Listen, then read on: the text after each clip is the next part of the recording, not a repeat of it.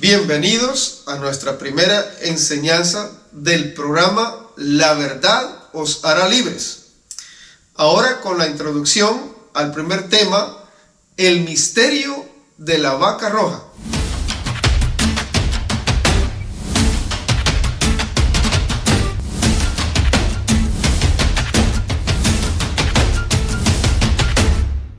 Dios les bendiga. Es un privilegio estar acá frente a ustedes a través de este medio de comunicación. Quiero introducir un tema bien interesante que se le ha dedicado bastante tiempo a esta investigación. Es el misterio de la vaca roja, que es un tema no muy estudiado por los cristianos de hoy día, pero que es importante estudiarlo, analizarlo y aplicarlo a nuestra vida actual, ya que tiene que ver con la vida de Jesucristo aquí en la tierra. En este artículo estaremos tocando este tema bastante profundo, ya que ha sido ignorado e incomprendido a lo largo de la historia de las Escrituras. Nos adentraremos profundamente a lo que significaba esta ley dada a Israel, el significado que tiene y el cumplimiento que tendrá en la persona de Jesucristo. Entonces, el mandamiento de sacrificar una vaca completamente roja y sin defecto alguno es ordenado por la ley de Dios en el libro de Números. En Números capítulo 19, verso del 1 al 3, estaré poniendo la base bíblica para este estudio. Dice: Dios habló a Moisés y a Aarón diciendo: esta es la ordenanza de la ley que Dios ha prescrito, diciendo: di a los hijos de Aarón o a los hijos de Israel que te traigan una vaca alazana, perfecta, en la cual no haya falta, sobre la cual no se haya puesto yugo, y la daréis a Eleazar, el sumo sacerdote, y él la sacará fuera del campamento y la hará degollar en su presencia. Entonces ya podemos ver que las Escrituras señalan el mandamiento como el mandamiento de la ley que Dios estipuló para la nación de Israel. Las Escrituras envuelven el cumplimiento de con una serie de contradicciones que se encuentran a lo largo de las Escrituras, que hacen del mandamiento de la vaca roja un misterio.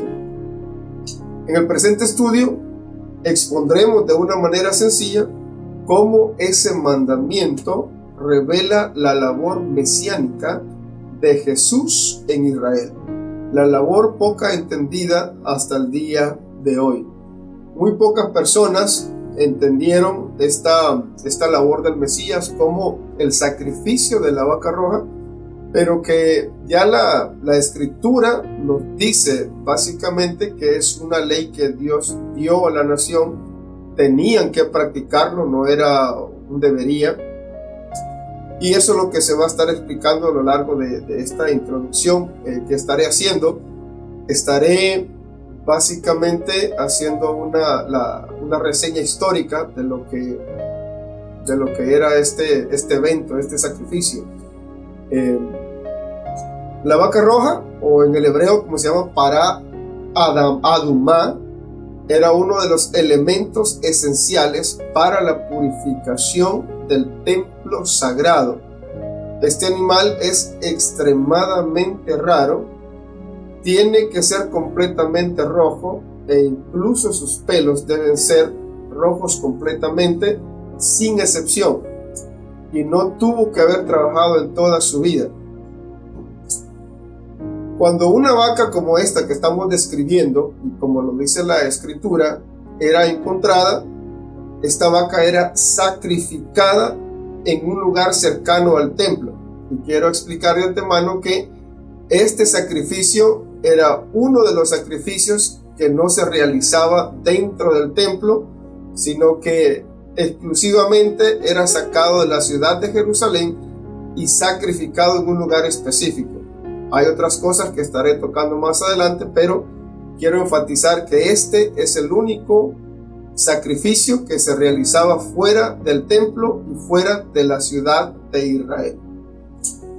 Sus cenizas eran mezcladas en agua y eran usadas para la purificación de personas, eran utilizadas para la purificación de todos los utensilios del templo, eran utilizadas para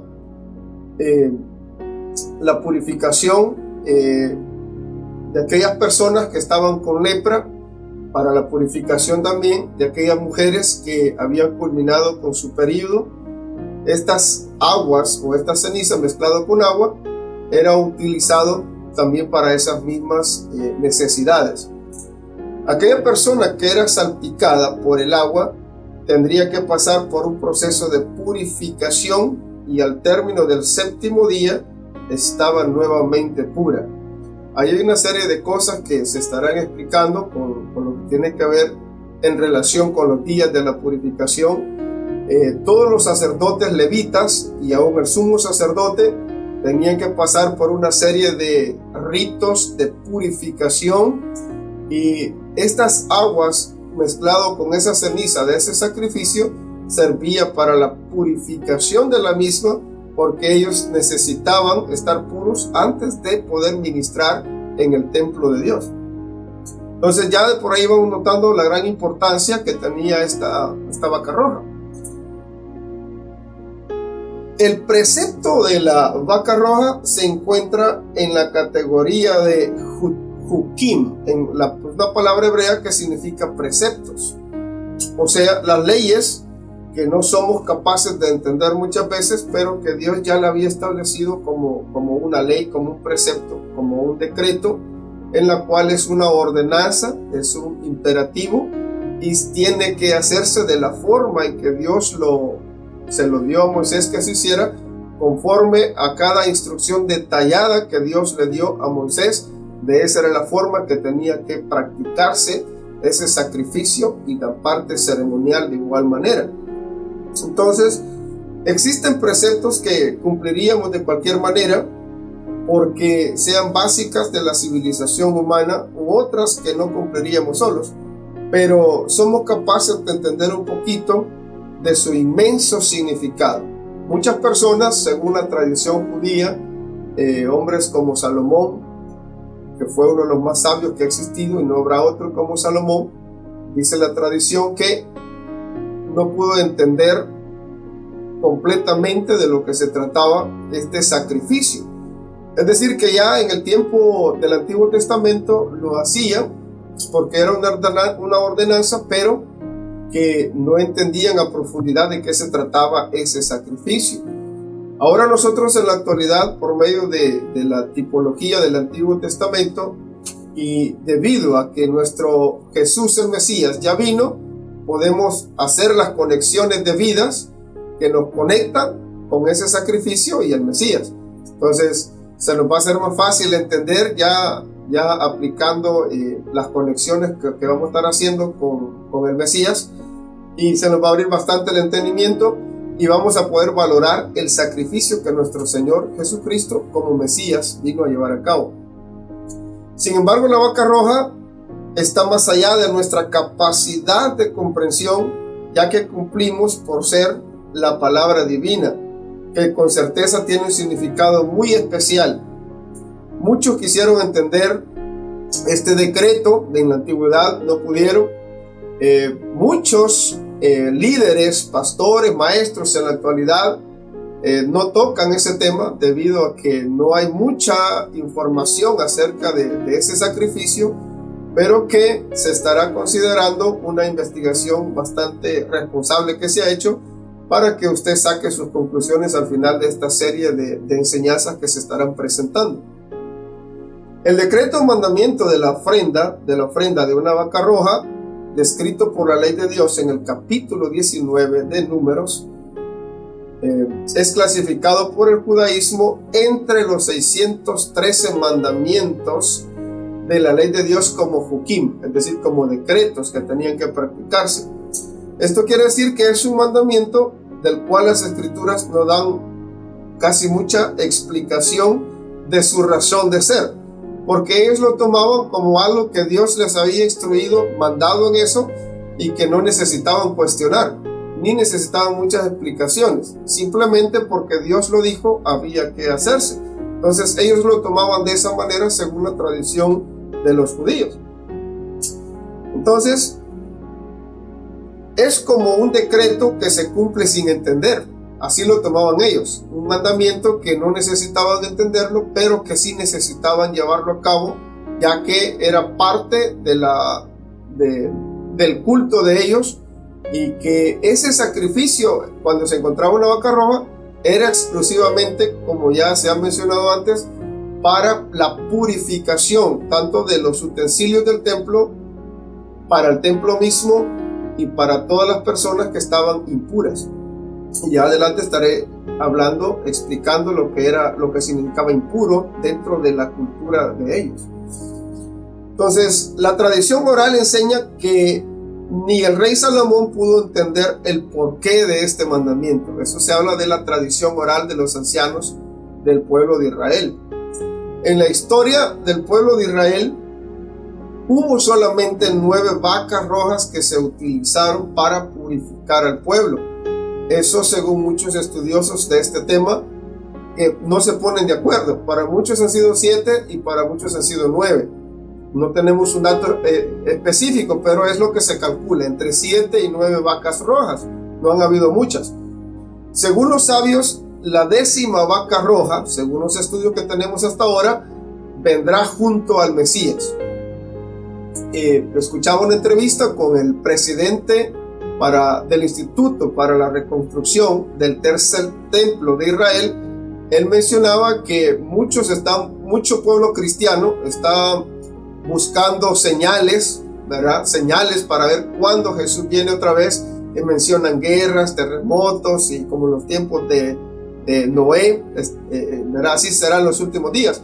Pero según mencionaba este doctor, que es el presidente de este instituto, que lo que debería el pueblo cristiano estar buscando como señal es una vaca roja, debido a que con esta vaca roja ya se estaría básicamente en la 10ª vaca roja, y debido a que sería la 10ª, esa serviría para la purificación de los utensilios del tercer templo. Miren cómo esto es tan profético, y diríamos tan escatológico, porque no solamente nos conecta con nuestro Mesías, sino que también nos está conectando con la reconstrucción del tercer templo de Israel. Han habido 2 templos, el templo de Salomón, el templo de Zorobabel, ¿verdad? Que Herodes lo reconstruyó, que no se toma como 3, sino que como 2. Entonces este tercer templo está conectado con la vaca roja, porque para que el anticristo lleve a cabo su operación a la mitad de la semana, de la última semana del profeta Daniel, que es también escatológica, necesita haber un tercer templo para que se lleve a cabo la abominación desoladora que habla el profeta Daniel. Entonces aquí hay varias cosas que nos meten a estudiar ya con profundidad otros temas que son proféticos y que nos conectan con lo escatológico, con los tiempos del porvenir. Pero vemos que esta vaca roja está conectada con estos otros detalles escatológicos. Entonces es de suma importancia que conozcamos básicamente el tipo de sacrificio, para qué servía y cuál es la importancia de estar buscando o quizá informándose si hay o no una vaca roja pronto, o si va a haber alguna pronto.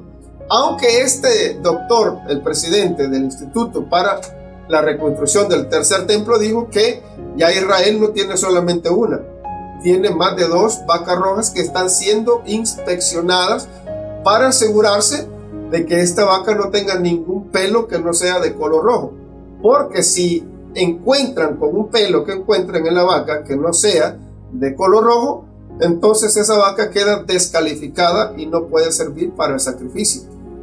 Adelante estaré explicando cómo se conecta eso con Jesús y cómo Jesús cumplió con esa parte del sacrificio. Entonces, ahora bien, Cuando el gran templo de Jerusalén estaba en pie, el pueblo traía la ofrenda de Pesaj, o la Pascua. Pascua, esa es la palabra que se ocupa en el hebreo, Pesaj, para lo que era requisito estar ritualmente puro. Esa es la razón por la que leemos la sección de la vaca roja en la Torá antes del Pesaj. Es decir, antes de celebrar la fiesta de la Pascua, se lee la porción de la Torá que está en Números capítulo 19, la que tomamos como base, porque está conectado entre sí, debido a que antes de celebrar la Pascua tienen que estar puros delante de Dios, por lo menos ritualmente, como lo establece la Torá o la instrucción de Dios. De alguna manera, cada persona debe purificarse, y eso es un gran tema ya ahí que estaremos, creo, tocando en el futuro por aparte, porque la parte de la purificación que celebraban los sacerdotes y sumos sacerdotes era una purificación ritual externa, pero que ahora, por medio del sacrificio de Jesús, la purificación empieza de adentro hacia afuera. Es decir, no es algo externo, sino algo que empieza de adentro hacia afuera, y es por medio del poder de Dios que obra dentro del creyente. Estaremos tocando esos puntos más adelante, pero quería enfatizar en esa parte. Asimismo, limpiando su cabeza de ciertos pensamientos y midiendo más sus acciones. Es decir, que este tipo de sacrificio tenía el objetivo no solamente de limpiarte físicamente, ritualmente, sino también era un asunto de conciencia, quitarnos la conciencia de malos pensamientos, de malas acciones, para no tener culpa delante de Dios. Y cuando viniera, por ejemplo, el sacrificio del Yom Kippur, que se celebraba entre septiembre y octubre, que era el sacrificio para el perdón de pecados o la expiación de pecados. Y como la palabra literal lo dice en hebreo, Yom Kippur sería purgar los pecados, es decir, sacarlos fuera, echarlos fuera, pero por medio de la provisión de Dios siempre. No era un aspecto del ser humano, sino era un asunto de Dios obrando dentro del ser humano ritualmente por medio de ese sacrificio. Entonces, en este estudio trataremos de explicar el entendimiento que Él nos ha dado con respecto a ese mandamiento tan importante, pero tampoco explicado. Es decir, este tema es muy poco explicado dentro de lo que es la vida cristiana o los creyentes actuales. Muchos pastores, muchos líderes desconocen estos temas. Hicimos varias preguntas acá con mi hermano Enrique, y muchas personas ni siquiera sabían que este tema existe en la Biblia. Es decir, que es de suma importancia que se investigue y que se explique para que no ignoremos la importancia que tiene actualmente este tema, porque está conectado con la persona de Jesucristo. Entonces, eso nos interesa como comunidad cristiana, y creo de forma personal que aquellas personas que no tienen todavía una fe puesta en Jesús como el Mesías, este tipo de entendimiento les va a dar más luz y quizá va a haber más fundamento para creer que Jesús fue el Mesías que vino a salvar este mundo. Es decir, es de gran importancia. Entonces, en el mundo pagano, cuando escuchamos las palabras limpio e impuro, enseguida pensamos en no sucio o en sucio. Pero cuando pensamos en un vaso sucio, este vaso está impuro porque no está limpio. Es decir, el concepto de impuro muchas veces hoy es mal interpretado. El que esté impuro no significa que no sirve. Simplemente significa que no puede usarse para cierto propósito en ese momento. Pero si este vaso es limpiado, entonces el vaso puede usarse. No significa que no sirve. Entonces, ese es más o menos el concepto que se manejaba dentro de ese tiempo. Cuando pensamos en un espíritu inmundo, y voy a dar este ejemplo, cuando pensamos en un espíritu inmundo, está muy claro que es un espíritu malvado, porque así lo describe la Biblia. Son los que causan básicamente inmundicia y todo tipo de inmoralidad en las personas que practican el pecado. Ahora, es un espíritu impuro, aquí sí cuadra, pero tenemos que verlo bajo la óptica hebrea para saber el significado real. Estas dos palabras no podemos confundirlas con el significado pagano, porque la palabra limpio en el hebreo es taor. Significa, y aquí voy con el significado de taor, significa que las puertas del templo estaban abiertas, dándonos la oportunidad de que Dios se manifieste a sí mismo cuando nosotros estamos limpios y tenemos ropas resplandecientes. Esto es vivir en total y extrema santidad. Ahora, esto de la limpieza, notemos que lo hacía la vaca roja por medio de mezclar sus cenizas y con agua limpia corriendo del torrente de Cedrón, es decir, no era un agua muerta. Esa ceniza se mezclaba con esta agua, se ponía, me adelanto un poco para que entendamos este punto, se ponía en una cajita de piedra labrada a mano, tenía que ser nueva.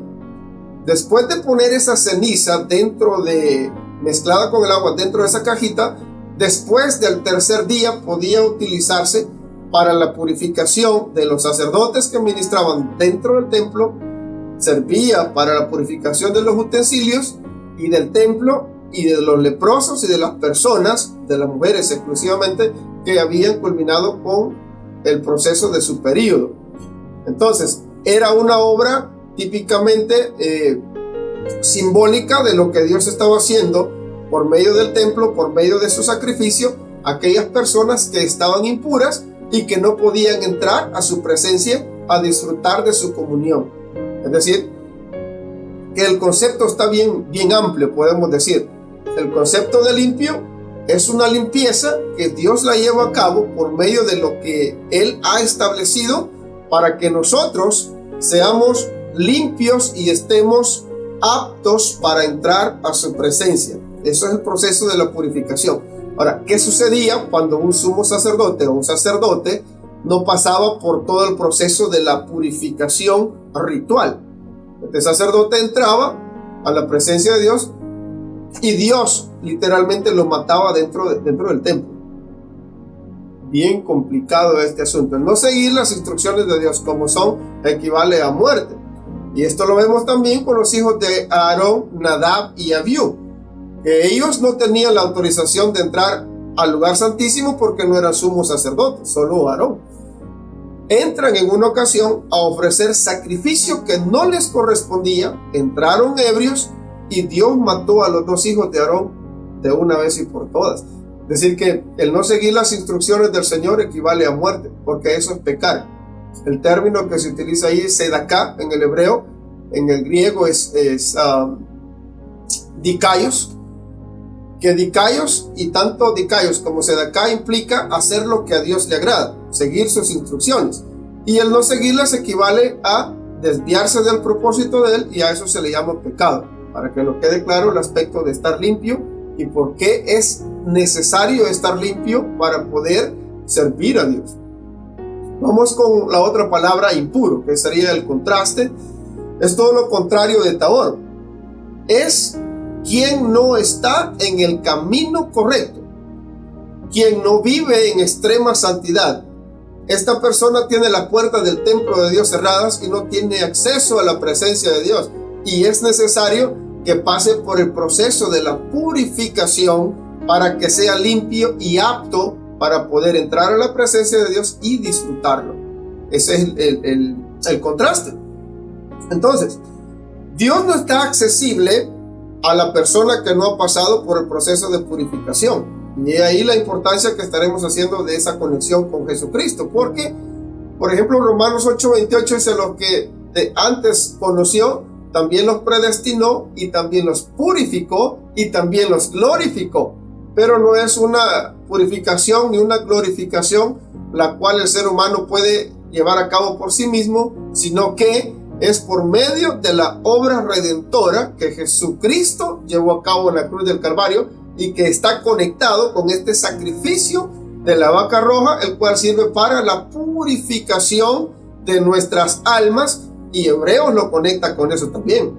Si los sacrificios de los animales, de los machos cabrillos y de los bueyes y de los toros, que se sacrificaban podía purificar ritualmente las mentes y las vidas de aquellos que se acercaban por medio de esos sacrificios, cuanto más el sacrificio de nuestro Señor Jesucristo limpiará también nuestras mentes y nuestras almas completamente.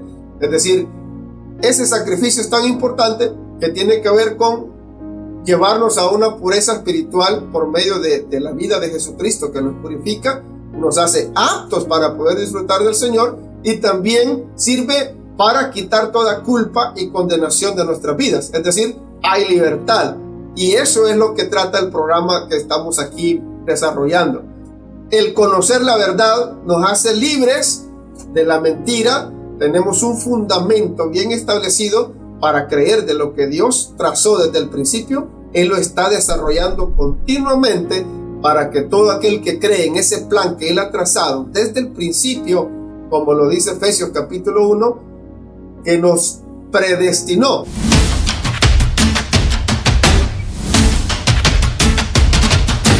Cuando se hacían estos sacrificios, las puertas tenían que estar totalmente abiertas para que el sacrificio fuera delante del rostro de Dios. Para los judíos ortodoxos, impuro no es muerte. Y explico, para los judíos ortodoxos, impuro no es muerte. Pero hay otro tipo de opiniones en los que realmente impuro sí significa muerte. Ejemplo, Tahor es limpio.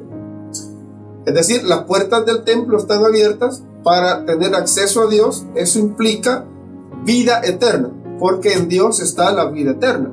Y el contraste. Tamé es impuro. Las puertas del templo están cerradas, no hay acceso a Dios, que es la vida eterna, por lo tanto es separación eterna o muerte eterna. Se puede ver fácil y claramente el contraste entre Tahor, que es puro, y Tamé, que es impuro. El final de los tiempos está totalmente relacionada con la vaca roja. La vaca roja es la clave de todo, aunque usted no lo crea. Es la clave del regreso de Jesús el Mesías. Entonces, comencemos con la cita bíblica. Número 19, verso 1 al 3.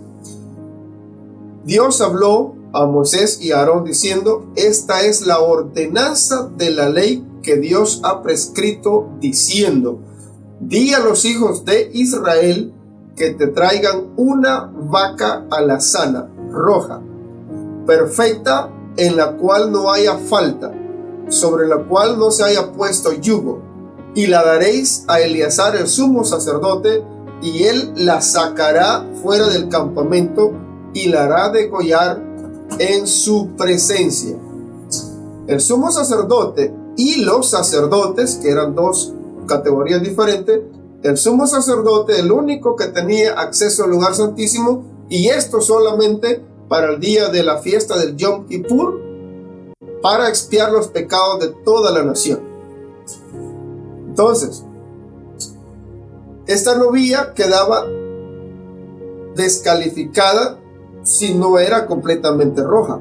Es decir, era imperativo que fuese roja completamente, toda roja, hasta las patas incluyendo.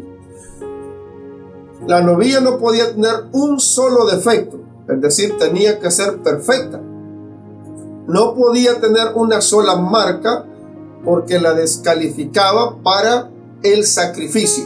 Tenía que ser, como Dios lo indicaba, perfecta. De igual manera que tenía que ser totalmente roja y sin defecto. En la novilla nunca debió ser puesto yugo alguno tampoco. Si alguna vez le pusieron un yugo, también quedaba descalificada para el sacrificio. Un simple manto o algo encima de la novilla la descalificaba por completo porque ya llevaba carga. Solamente se han sacrificado una historia de la vida unas 7 novillas a 9 aproximadamente, enfatizo. Otras versiones hablan de 9, lo que explicaba anteriormente. Las escrituras dicen que el decreto de la Torá y no dicen el decreto de la vaca roja. es decir, el decreto de las instrucciones que Dios dio para que se sacrificara esta vaca roja. Como se refiere a otros mandamientos, sino el decreto, es decir, de la instrucción de Dios, está en singular, es decir, no hay más instrucciones, una sola instrucción acerca de ese sacrificio. Si lo dicho anteriormente es correcto, entonces este mandamiento tiene una importancia a la altura del mismísimo Shema para Israel. ¿Qué era el Shema? Era una instrucción de Dios para la nación de Israel. Oye Israel, Jehová tu Dios, uno es. Ese era el Shema. Entonces era tan importante para la nación de Israel que conocieran cuál era el Shema. No solamente implicaba oír, sino poner atención a la instrucción que se iba a decir, porque era demasiado importante como para desatenderla. De igual forma, es la misma importancia que la Torá o instrucción le da a este sacrificio. Ahora, ¿por qué es tan importante como instrucción de parte de Dios? Porque no solamente está conectada con la persona de Jesucristo, sino que también está conectado escatológicamente al acontecimiento final en la cual Jesucristo viene por segunda vez a ponerle fin a los gobiernos humanos para establecer su reino. Y como decía antes, lo que muchos cristianos deberíamos de estar quizá informándonos es si ya hay una vaca roja, porque eso ya nos pone en la perspectiva de que Jesús ya está cerca. Guerras siempre hemos tenido, claro, se van a haber más guerras conforme se acerca esa venida de igual forma, porque hay una plataforma que debe ser preparada para el anticristo. Así como cuando antes de venir Jesucristo manifestado en carne, hubo una preparación, una plataforma que fue preparada de antemano para que Jesucristo viniese y encajase en ese tiempo, y todas las profecías que se dijeron con anticipación encajaran exactamente en el tiempo y en el imperio indicado.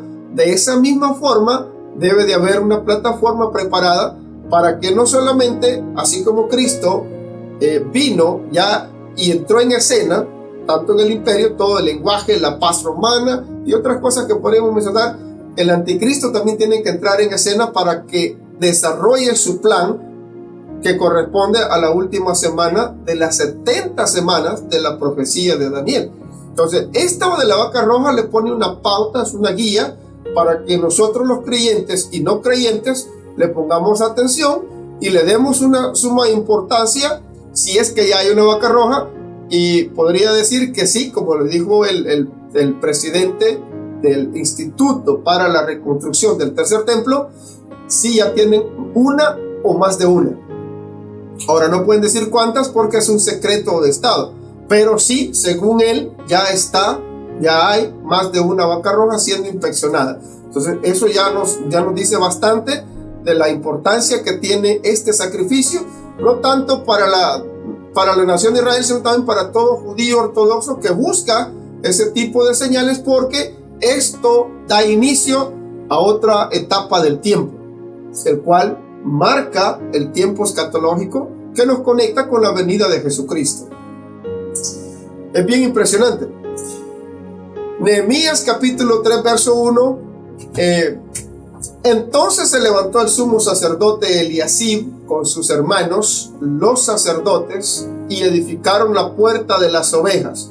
Voy a entrar en escena a explicar las 10 puertas que tenían las murallas de la ciudad de Jerusalén en la parte de afuera, ¿verdad? Que conectaba la parte de adentro con la parte de afuera. Habían 10 puertas externas y habían 2 puertas internas, es decir, un total de 12 puertas. Pero que acá quiero conectar porque cuando Nehemías regresa del cautiverio babilónico, empiezan a reconstruir los muros de Jerusalén y empiezan por la puerta de las ovejas, y lo hacen a lo contrario de las agujas del reloj. Empiezan por la puerta de las ovejas y culminan con la puerta de las ovejas. Y la penúltima puerta que se construye es la puerta de la inspección, que es a lo que quiero llegar acá, pero quiero ir a la cita bíblica. Entonces, edificaron la puerta de las ovejas, ellos arreglaron y levantaron sus puertas hasta la torre de Amea y edificaron hasta la torre de Ananeel. Vemos que las tribus de Israel, con su dinero y su tiempo, decidieron construir las murallas de Jerusalén, y vemos que con lo primero que comenzaron fue con la puerta de las ovejas. Vamos a estar viendo una cita bíblica que lo dejarán impactado a usted, porque cuando Jesús mencionaba, por ejemplo, yo soy el pastor de las ovejas y su vida da por las ovejas, está en relación con esta puerta de las ovejas. El que no entra por la puerta de las ovejas es ladrón y salteador. Mas sin embargo, el que entra por la puerta es el pastor verdadero. Está en relación con estas puertas. Es decir, toda palabra que salió de Jesús el Mesías estaba conectando con un aspecto real, con un aspecto contemporáneo. Esta puerta de la inspección era por donde pasaban las ovejas literalmente. Los pastores las sacaban por esa puerta que pastaran, a que comieran pasto fresco. Iban a buscar el pasto y esa era la puerta por donde las ovejas salían o por donde el pastor las sacaba. El orfebre, es decir, o la persona que trabajaba la parte artística de lo que son las murallas, comenzó a trabajar en la puerta de las ovejas y continúa trabajando en dirección opuesta a las agujas del reloj, terminando su trabajo en la puerta de las ovejas nuevamente. Con esto podemos aprender que de igual manera Jesús es el Cordero.